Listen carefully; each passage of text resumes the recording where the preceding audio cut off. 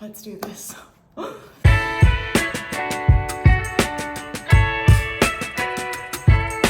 Okay, so my baby just went down for a nap and I thought this would be a good opportunity to record a video all about my childbirth and labour experience. I realise that this topic can be triggering for some people if you had a bad experience or you've been traumatised in some way, so perhaps don't listen to this if that's you. The things I say about childbirth and labour don't necessarily apply to everyone. Obviously, I've only gone through labour and birth once, so all of these reflections are purely on that experience. So I'm not trying to paint labour and birth with, a broad brush or anything like that. This is just my story. I've got a few reasons for recording this video. Number one, I want to look back on this one day and watch it and rewatch it because I genuinely just loved my childbirth and labour experience, and I want to remember how I feel about it when it only happened about 6 weeks ago. And number two, I personally love hearing about people's labour and birth experiences. So maybe you also like hearing about childbirth and labour stories, so that's why you're watching this video. A few details before I get into the story. I gave birth in 2023 in September. I was due the following Wednesday and I went into labour on the Saturday night. So I was about 4 days early, and so it was a little bit unexpected. I know that people normally go overdue with their first baby, but that wasn't my experience. I also gave birth in the public system in Australia, so I didn't have a private obstetrician or anything like that, and I was a part of the midwifery group practice. So that is how I sort of handled my care. I also just want to say that I absolutely loved my childbirth and labour experience. I know that I'm very lucky to have those reflections. I honestly loved it. So let me get into how it all went down. Okay, so as I said, it was a Saturday. My husband works night shifts on a Saturday night every week. So he was working from 7 till 2 a.m. We did a deep clean of the house that day. I was on my hands and knees, cleaning skirting boards and everything because I felt really good in my pregnancy. So I was able to be quite physical. We went for a big hour walk that day as well. We even made jokes about, oh my goodness, imagine I go into labour tonight and you're at work, like that would be so inconvenient.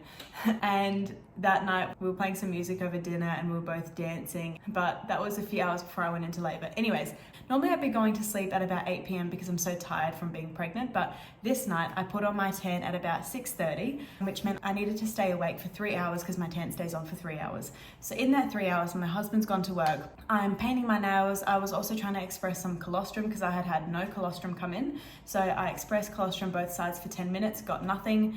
And I was also speaking to a friend of mine who's recently had a baby. So we were chatting back and forth on a video messaging app.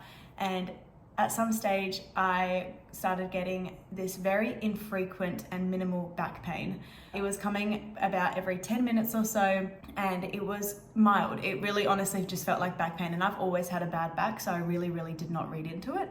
So that was happening the whole time I had my fake tan on. So from 6:30 to 10:30, I just had this back pain. Did not think anything of it.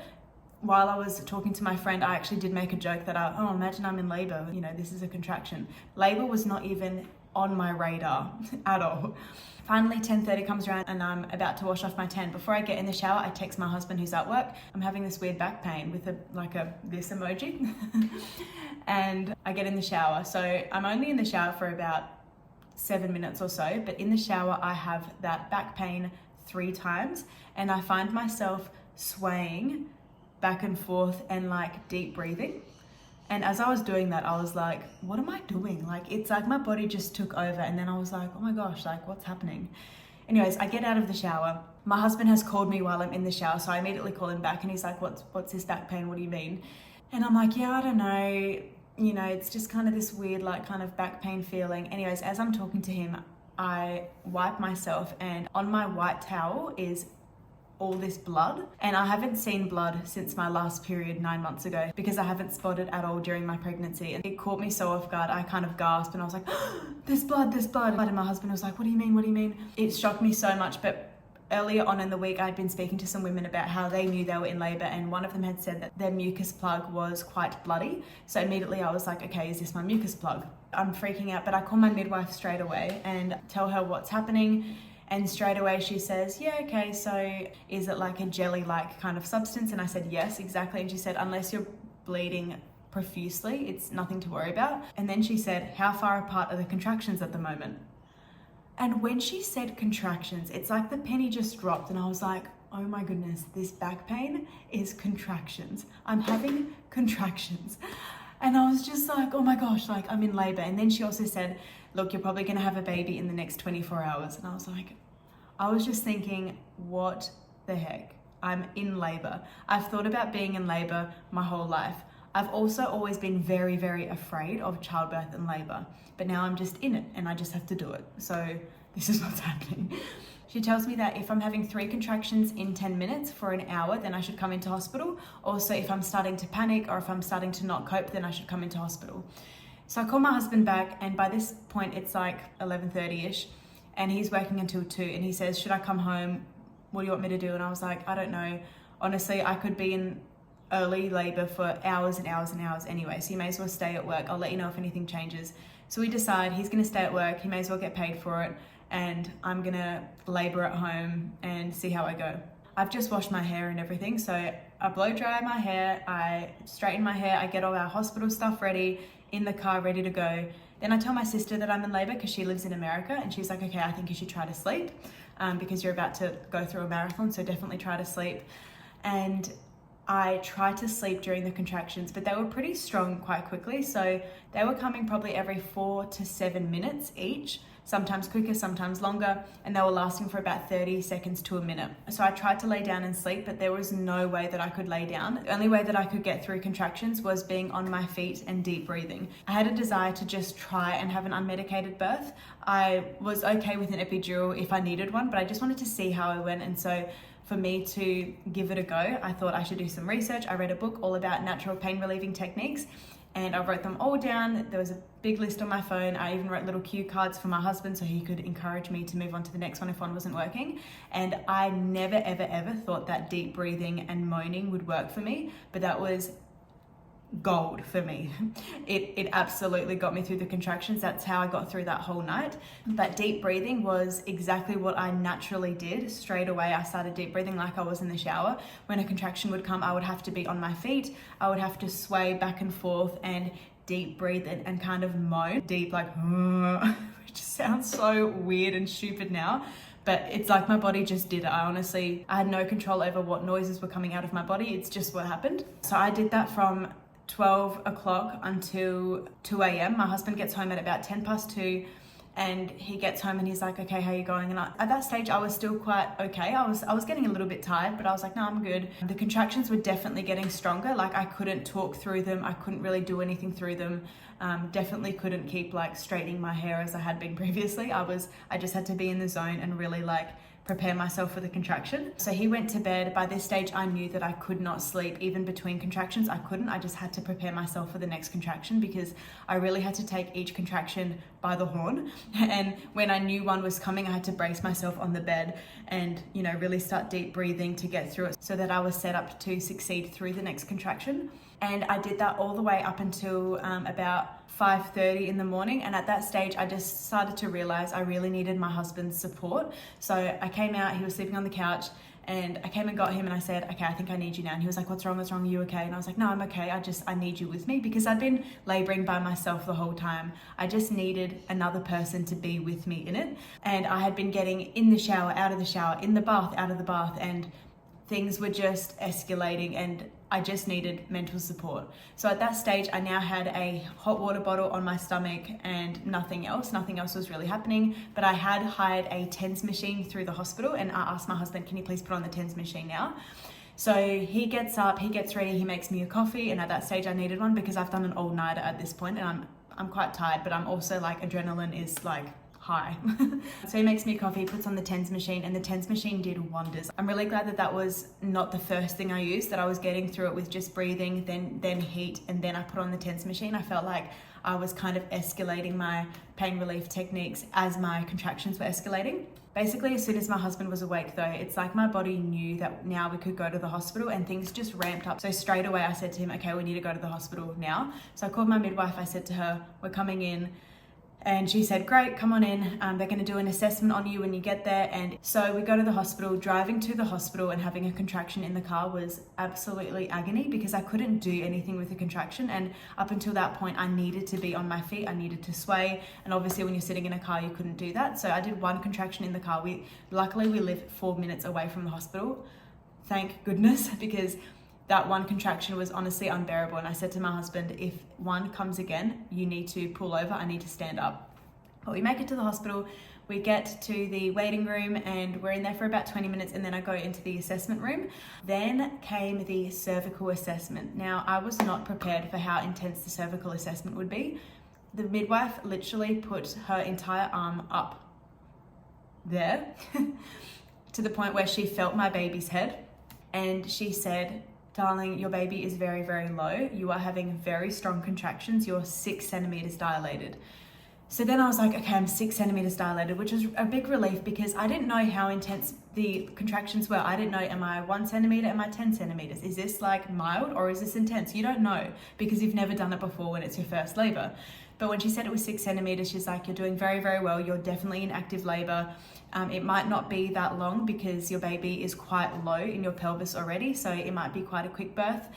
And we're definitely going to have to get you a room. So she leaves to get my room organized. And then I turned to my husband and I said, I think I can do this. I think I can actually do this. And he was like, yes, you can do this. You've been doing it. You can do this. I now knew that like what a contraction felt like. I knew how intense it was. I knew things were going to ramp up, but I only had 4 centimeters to go. So I was feeling really, really pumped. We were in that waiting room for about an hour. Then finally I go to the birthing room. I do quite a lot of contractions there. I'm probably there for about an hour. My midwife still hasn't arrived because she only got told to come once they realized I was in active labor. And in that time I get another cervical assessment and I'm 9 centimeters dilated. And I was like, I have 1 centimeter left. My husband is updating my family. They know, okay, it's almost go time. I'm 9 centimeters. My midwife arrives. Then things got really, really stuck at 9 centimeters. So I was at 9 centimeters for many, many hours. At this point, I was exhausted. I was running on no sleep. I had been on my feet this entire time and I was so tired, but I knew I've just got 1 centimeter left. I can make this. And the pain, while it was really intense, it was also bearable. If I could just get through a contraction, once it was gone, I was okay. It wasn't totally overwhelming just yet, but they were coming really, really often. So it was a little bit intense, but I was coping. After a few hours, I get another assessment and I'm back to 7 centimeters. And this was so heartbreaking because I was maxed out with pain and I was also maxed out with energy. I was so tired. I'd been laboring for hours and hours. It probably had been about 13 hours of labor at this point, on my feet, no sleep, and I was just wrecked. I was sitting on a gym ball at one stage and my husband was massaging my back and he was keeping me upright because I was falling asleep after each contraction because I was so tired. So when she said I was at 7 centimeters, I said to my midwife, look, at what point do I consider getting an epidural because I'm just exhausted. I genuinely don't think I'll be able to push out a baby with the energy levels I have now. I was so tired, I could barely keep my eyes open. And she said, look, when your baby is ready to come out, adrenaline's gonna hit you so hard, you will push your baby out. You don't necessarily need to sleep for you to be able to do that. But she said, I'm happy for you to have a epidural. How about we try the happy gas just one more time? I had tried it previously, but it just wasn't really doing much for me, but I hadn't done it properly. And she said, let's just try that because on my birth plan, happy gas was what I wanted to escalate to before I tried the epidural. So I tried this happy gas and boy, oh boy, did it send me to another planet. Apparently happy gas doesn't work for everyone because it depends if you have the receptors or how your body responds to it, but it was a lifesaver for me. I literally felt like I was in a movie where they've taken some sort of hectic drugs and like colors are everywhere and there's music, and I did have a playlist playing in the background, but each song started like blending into like the room and Beyonce was there. And let me just give you a little snippet of how it kind of felt. And I had to breathe it in for 20 seconds before I started working. My husband was kneeling in front of me and he said to me, well done, you're doing so well. Then I heard that on repeat for an hour. Well done, you're doing so well. Well done, you're doing so well. And then the other midwife was next to him and she said, well done. And then I would hear, well done, you're doing so well. Well done, you're doing so well. Well done, well done. And it was making like this beat, you know? Because then also I have Beyonce in the background and she's going, to the left, well done, you're doing so well. Everything you own in the box to the left, well done, you're doing so well. And it was just this absolute party in my head. I was loving life. I was on another planet. I had no idea where I was loving it. Apparently I was still having really intense contractions because my husband told me afterwards that my eyes were still rolling into the back of my head. I was groaning during a contraction, but in my mind, I was golden. I was feeling so good. He said that I was conducting the music at one stage. I was using my little tube as a microphone. I was telling him I loved him across the room and making jokes. And I told him that I wish that he recorded me on it because I would have just loved to see what I looked like. But he told me that it was the scariest part of the whole experience for him because it really looked like I was getting brain damage or something because I was so out of it. And he was basically holding back tears the whole time just watching me because it was just really intense because I was still going through the pain, but I was like so out of it. And we're not big partiers or anything, so he had never seen me so not myself, which was really confronting for him. I was in this dream state for about 3 hours. In that time, I don't remember this, but they were doing cervical assessments. Eventually, they decided to break my waters to just help things progress. So they broke my waters, and it's like after that, things just happened, and suddenly I was at 10 centimeters. And so the thing about the happy gas, which I did not know, is that the moment you stop breathing it in, you are completely back to normal. It doesn't like wean off or anything. The moment you stop breathing it, you are completely yourself, completely sober-minded. I suddenly was on my back. There was everyone around me and they were like, it's time to push, you've got to push. And I was like, what the heck? But then suddenly I'm feeling the full force of my contractions again and they're coming like bang, bang, bang, because my baby's now trying to come out. And so now I needed to push, but I was still so exhausted. And so then I started trying to push. Apparently they did try to let me push with the happy gas, but I was like having such a party that I was unproductive. And then my midwife just said, we need to cut her off. This is not good. So now I needed to push and I was pushing for an hour and a half. For an hour of that time, I was unproductively pushing. So I was kind of like pulling my baby back up with my tensing. So finally, when I started pushing productively, it was about half an hour of pushing. So now that I know how to push, I don't think it would be quite as long, but it's kind of something that you don't know how to do until you're doing it. And my contractions were really like in my back, down my legs. They weren't really in my tummy area. So it was really hard to know what to focus on. Like there was just so much going on. So finally I push and push and push, and we could see her head, but she wasn't coming out. She was kind of like pulsating out and then going back in. My midwife then asked me if I would consent to having an episiotomy, which was in my birth plan. I definitely had that. I wanted to get an episiotomy if it was indicated. During one contraction of me pushing, they gave me the episiotomy, which did not feel great. Also, it wasn't quite as bad as the contraction, so it was fine. And then in the next push, she came out.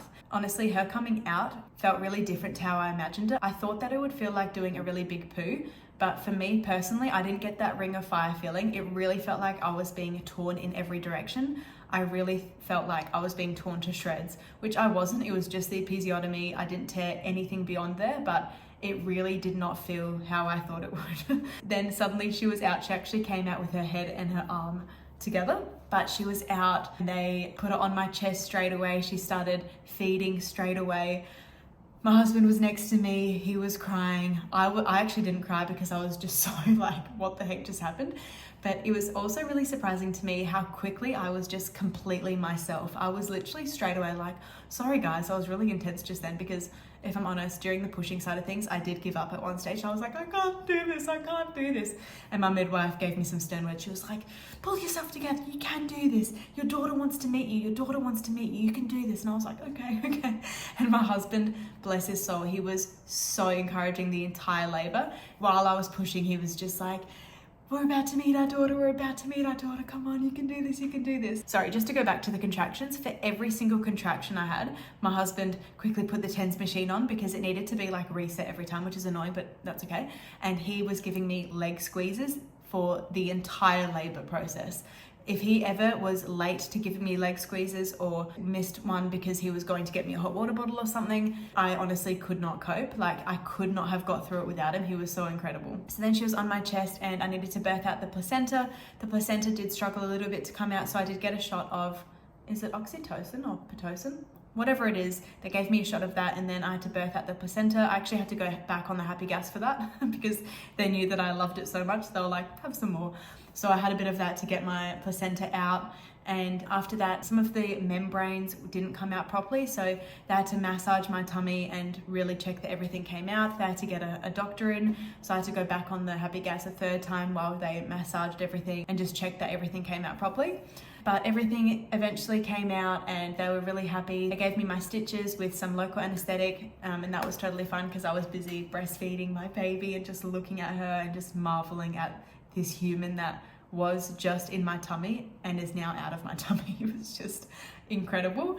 I know that I've kind of skipped over some of the contraction things, but the things that kind of got me through the contractions was, number one, deep breathing and swaying. Then I escalated that to getting a hot water bottle on my tummy, which really helped. Then I got the TENS machine. Once we were in the hospital, that's when my husband started doing the leg squeezes, and they helped me so much. They were absolutely incredible. And then eventually he did start giving me some hip squeezes and back massaging as well.